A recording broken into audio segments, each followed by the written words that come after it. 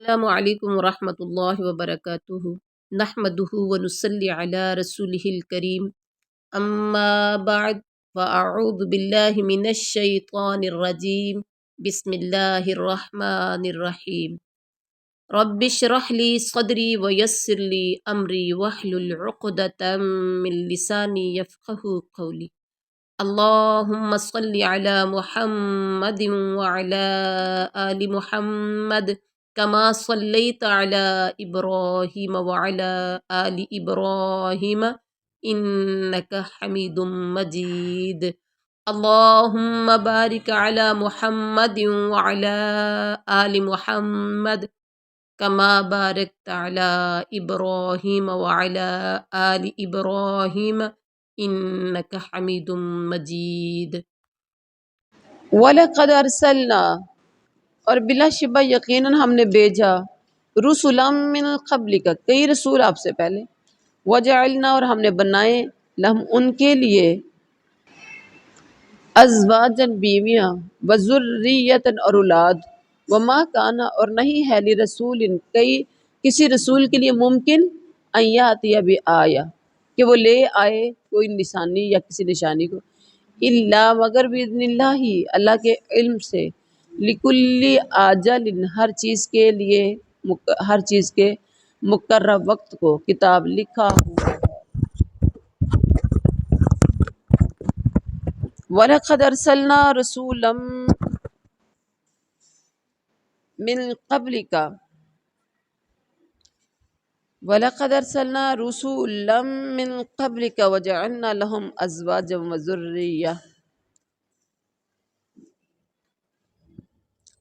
ہم آپ سے پہلے بھی بہت سے رسول بھیج چکے ہیں اور ہم نے ان سب کو بیوی بچوں والا بھی بنایا تھا۔ ہم نے انہیں کیا بنایا تھا؟ بیوی بچوں والا بھی۔ کسی رسول سے نہیں ہو سکتا تھا کہ کوئی نشانی بغیر اللہ کی اجازت کے لے کر آئے۔ ہر مقررہ وعدے کی ایک لکھت پڑھت ہے، ہر مقررہ وعدے کی ایک لکھت ہے۔ اللہ اکبر۔ یہاں کہا گیا کہ اے میرے نبی، آپ سمیت جتنے بھی رسول اور نبی آئے ہیں سب بشری تھے، جن کا خاندان تھا، کنبہ تھا، بیوی تھی، بچے تھے۔ وہ فرشتے تو تھے نہیں، نہ وہ انسانی شکل میں کوئی نوری مخلوق تھے، بلکہ جنسی بشر ہی میں سے تھے۔ جنس ان کی کیا تھی؟ بشر ہی تھے، کیونکہ اگر وہ فرشتے ہوتے تو انسانوں کے لیے ان سے مانوس ہونا، ان کے قریب ہونا بہت مشکل ہو جاتا۔ ان کو بھیجنے کا اصل مقصد تو فوت ہو جاتا کہ انسانوں کے اندر کوئی فرشتہ آ جائے، اس کی بات کو سمجھنا، اس کی عادات کو سمجھنا مشکل ہو جاتا ہے ان کے لیے۔ اگر وہ فرشتے بشری جامع میں آتے تو یہ لوگ پھر بھی اسی اشتباہ میں پڑ جاتے جس میں وہ اب پڑے ہوئے ہیں۔ اس سے پتہ چلتا ہے کہ تمام انبیاء بحیثیت جنس کے بشر ہی تھے، بشری شکل میں فرشتے یا کوئی نوری مخلوق نہیں تھے، جیسا کہ آج کل لوگوں کا عقیدہ ہے۔ اور ازواجم وذریہ یعنی وہ بیوی بچوں والے تھے۔ اس سے رہبانیت اور ضبط تولید کی تردید کر دی گئی۔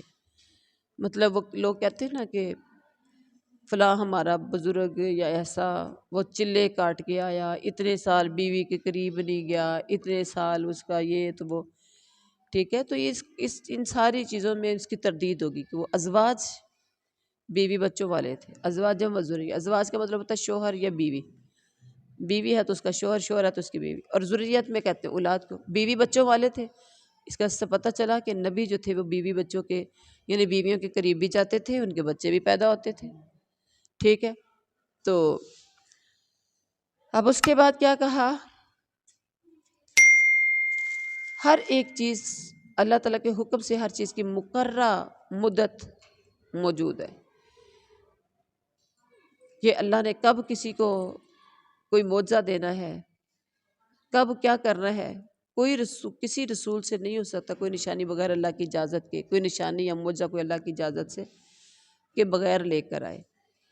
ہر معجزہ جس کا صدور ہوتا ہے وہ اللہ کے حکم سے ہوتا ہے، اللہ کی مرضی سے ہوتا ہے، اللہ کو پتہ ہوتا ہے، اللہ کے اختیار سے ہوتا ہے۔ تو یعنی کلیتاً اللہ کے اختیار میں ہے۔ موجوں کا صدور. اور اس کے بعد کہا کہ ایک وقت لکل اجل کتاب. اجل کتاب اللہ تعالیٰ نے جس کا بھی وعدہ کیا ہے اس کا ایک وقت مقرر ہے. اس وقت موعود پر اس کا وقوع ہو کر رہے گا. اس لیے اللہ تعالیٰ کا وعدہ خلاف نہیں ہوتا. اور بعض کہتے ہیں کہ کلام میں تقدیم و تاخیر ہے. اصل عبارت ہے لکل کتاب اجل. یہ ہے نا لکل اجل کتاب، اصل میں ہے لکل کتاب اجل. کچھ مفسرین کہتے ہیں آگے پیچھے ہے. مطلب کہ وہ ہر امر جسے اللہ نے لکھ رکھا ہے، ہر وہ کام، ہر وہ امر جسے اللہ تعالیٰ نے لکھ رکھا ہے، اس کا ایک وقت مقرر ہے. یعنی معاملہ کفار کے ارادے پر نہیں ہوتا، کسی کی مرضی سے نہیں ہوتا. یمح اللہ، مٹا دیتا ہے اللہ تعالیٰ، ما یشاء، جو وہ چاہتا ہے. ویثبت، اور وہ قائم رکھتا ہے. وعندہ، اور اسی کے پاس ہے ام الکتاب. ام الکتاب، ام الکتاب سے مراد، اس سے مراد لوح محفوظ ہے.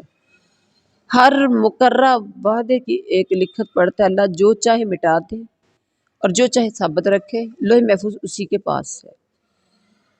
مطلب یہ ہے کہ وہ جس حکم کو چاہے منسوخ کر دے، جسے چاہے باقی رکھے. دوسرے معنی یہ بھی ہے کہ اس نے جو تقدیر لکھ رکھی ہے اس میں محو اس بات کرتا رہتا ہے. محو اس بات کبھی ریز کرتا ہے تو کبھی برقرار رکھتا ہے. یہ اللہ کرتا رہتا ہے.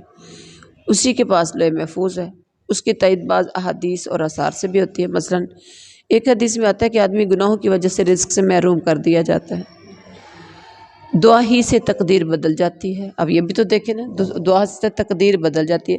اس کا مطلب جب تقدیر اللہ نے لکھی ہے تو انسان دعائیں مانگتا ہے تو تقدیر کو ریموو کر کے چینج کر دیا جاتا ہے. اور صلہ رحمی سے عمر میں اضافہ ہوتا ہے. حدیث رسول ہے نا، اس کا پتہ چلا کہ کوئی صلہ رحمی کرتا ہے تو اگر کسی کی عمر چھوٹی بھی ہو تو اس کی لمبی ہو جاتی ہے. صحابہ سے یہ دعا منقول ہے، اللہم ان کنت کتبتنا اشقیاء فمحو واکتبنا سعداء وان کنت کتبتنا سعداء فاثبتنا فانک تمحو ما تشاء وتثبت وعندک ام الکتاب. اس کا مطلب ہے کہ اے اللہ، اگر تو نے مجھ پر بدبختی اور گناہ لکھا ہے تو اسے مٹا دے، اس لیے کہ تو جو چاہے مٹا دے اور جو چاہے باقی رکھے. تیرے پاس ہی لوح محفوظ ہے، پس تو بدبختی کو سعادت اور مغفرت سے بدل دے. اسے پتہ چلتا ہے کہ اللہ تعالیٰ جب چاہے بدل دیتا ہے.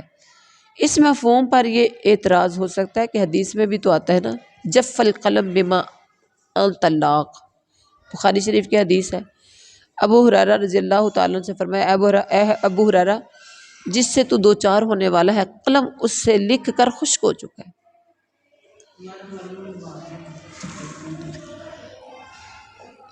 بات سمجھنے کی کوشش کریں. بخاری شریف کی حدیث ہے، اے ابو ہریرہ، جس سے تو دو چار ہونے والا ہے قلم اسے لکھ کر خشک ہو چکا ہے.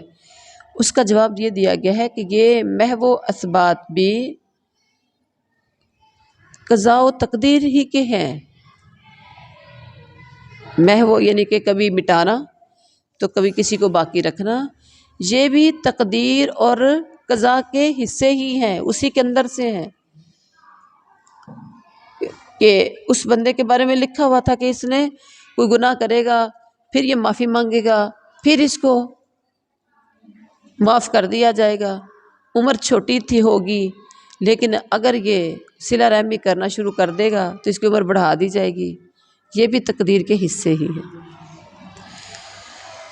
وَإِمَّا نُرِيَنَّكَ، اور اگر ہم واقعی دکھا دیں آپ کو، بعد الذی، بعض اس جس کا نعیدہم ہم وعدہ کرتے ہیں ان سے، او یا نتوفینک، واقعی ہم فوت کر دیں آپ کو، فإنما، تو بے شک صرف علیک البلاغ، آپ پر پہنچا دینا ہے، وعلینا الحساب، اور ہم پر حساب لینا ہے. بامحاورہ ترجمہ ہے کہ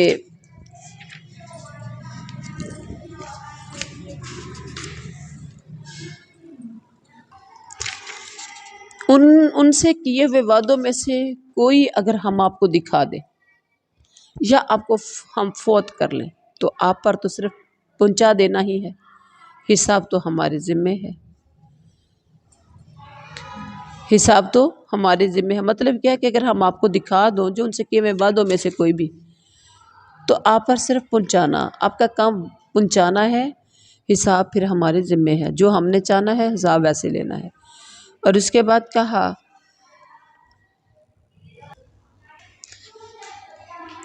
اوا اور کیا لم یرو انہوں نے نہیں دیکھا انا کہ بے شک ہم ناتل اردا ہم چلے آتے ہیں زمین کی طرف، یعنی کفر کی زمین کی طرف، ننکسوہا ہم کم کر رہے ہیں اسے، من اطرافیہ اس کے کناروں سے، واللہ اور اللہ تعالیٰ یحکم فینون کر دے، اور اللہ تعالیٰ حکم کرتا ہے، لا معقبہ نہیں کوئی ٹالنے والا لحکمی ہی اس کے حکم کو، وہوا اور وہ سریع الحساب بہت جلد حساب لینے والا ہے۔ کیا وہ دیکھتے نہیں کہ ہم زمین کو اس کے کناروں سے گھٹاتے چلے آ رہے ہیں؟ اللہ حکم کرتا ہے، کوئی اس کے احکام پیچھے ڈالنے والا نہیں، وہ جلد حساب لینے والا ہے۔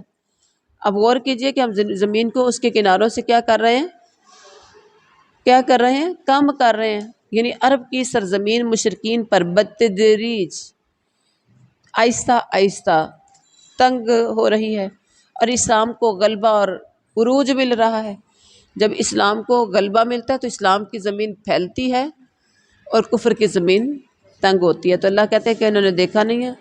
دیکھیں آپ صلی اللہ علیہ وسلم نے مکہ میں تبلیغ سٹارٹ کی، تو جیسے جیسے لوگ بڑھنا شروع ہو گئے، صحابہ کی تعداد بڑھنا شروع ہو گئی، ویسے ویسے کفر کی زمین تنگ ہونا شروع ہو گئی۔ بات سمجھ میں آ گئی؟ اور اللہ تعالیٰ حکم کرتا ہے، کوئی اس کے احکام پیچھے ڈالنے والا نہیں ہے۔ مطلب یہ کہ کوئی اللہ کے حکموں کو رد نہیں کر سکتا، کوئی بدل نہیں سکتا، کیونکہ اللہ کون ہے؟ سریع الحساب ہے۔ وَقَدْ مَكَرَ الَّذِينَ اور بلا شبہ تدبیریں کی ان لوگوں نے، من قبلہم ان سے پہلے، فَلِلَّهِ الْمَكْرُ تو اللہ ہی کے لیے ہے اصل تدبیریں، جمیعاً سب کے سب، یعلم وہ جانتا ہے، ما تکسب جو کماتی ہے، کل نفس ہر جان، وسا یعلم الکفار اور عنقریب جان لیں گے کافر، لمن عقبى الدار کہ کس کے لیے ہے اچھا انجام، یعنی آخرت کے گھر کا۔